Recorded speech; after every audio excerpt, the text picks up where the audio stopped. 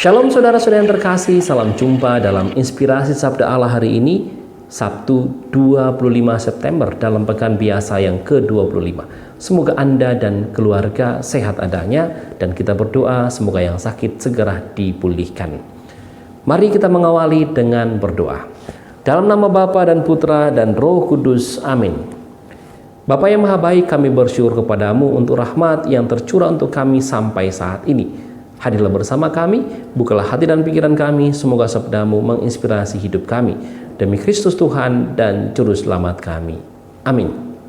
Sabda Allah yang akan kita renungkan dari Injil Lukas bab 9 ayat 43b sampai 45. Ketika semua orang itu masih heran karena segala yang diperbuatnya itu, Yesus berkata kepada murid-muridnya, "Dengarkanlah dan camkanlah segala perkataanku ini. Anak manusia akan diserahkan ke dalam tangan manusia."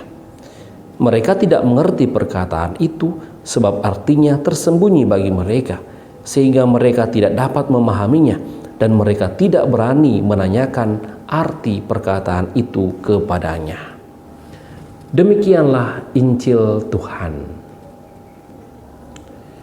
Saudara-saudara yang terkasih, yang menarik bagi saya dari Injil hari ini, kata ini, mereka tidak mengerti perkataan itu sebab artinya tersembunyi bagi mereka.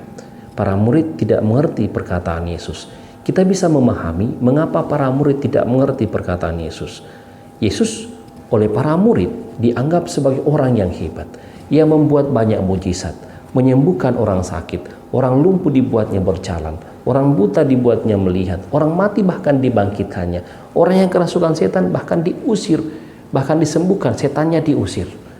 Namun dalam Injil hari ini Yesus memberitakan penderitaannya yang kedua. Ia mengatakan anak manusia akan diserahkan ke dalam tangan manusia. Ia akan menderita. Tentu saja perkataan Yesus ini tidak dapat ditangkap oleh para murid. Maknanya tersembunyi bagi mereka. Saudara-saudara yang terkasih, apa yang dapat menjadi inspirasi Injil hari ini? Salah satu inspirasi yang dapat kita tarik adalah bagaimana kita memahami dan memaknai penderitaan. Yesus menampilkan penderitaan yang ia akan alami. Tentu saja berbeda dengan apa yang dimaksud oleh para murid, apa yang dipahami oleh para murid. Selama ini mereka melihat hal-hal yang mulia dari Yesus, namun sekarang Yesus mengajarkan tentang penderitaan yang ia akan alami. Inspirasi ini mengajak kita, saudara-saudara yang terkasih, untuk memaknai penderitaan.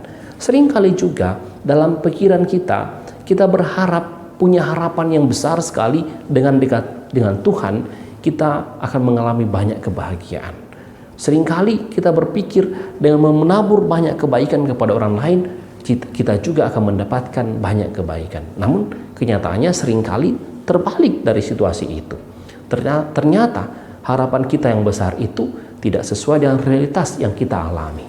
Yesus dalam Injil hari ini mengajar kita juga untuk memaknai penderitaan. Tidak hanya hal-hal mulia yang ditampilkan Yesus, tapi ia juga menampilkan penderitaan supaya para muridnya memahami penderitaan itu. Maka hal yang dapat kita renungkan adalah bagaimana hidup kita, saya dan Anda juga memahami penderitaan. Sebagaimana Yesus yang menderita untuk kemuliaan kita, untuk keselamatan orang, hal inilah yang dapat kita pahami dalam hidup ini. Ketika kita jatuh dalam cobaan, penderitaan, tantangan, kita tidak cepat putus asa, tetapi memaknainya untuk kemuliaan kita yang lebih baik. Dengan demikian, penderitaan itu bukanlah sesuatu yang memberatkan untuk kita, tetapi cara Tuhan untuk membuat kita lebih kuat, lebih tegar dalam kehidupan ini. Semoga kita semua dimampukan untuk itu. Amin. Mari kita tutup dengan doa. Bapa yang Maha Baik, terima kasih karena Injil-Mu hari ini mengajar kami untuk memaknai penderitaan dengan lebih baik. Yesus yang penuh kemuliaan juga menderita untuk keselamatan kami.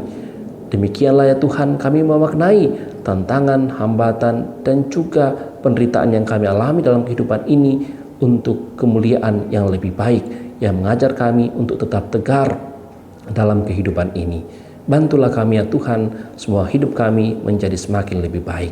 Ini doa yang kami sampaikan kepadamu dengan pengantaran Kristus Tuhan dan Juru Selamat kami. Amin.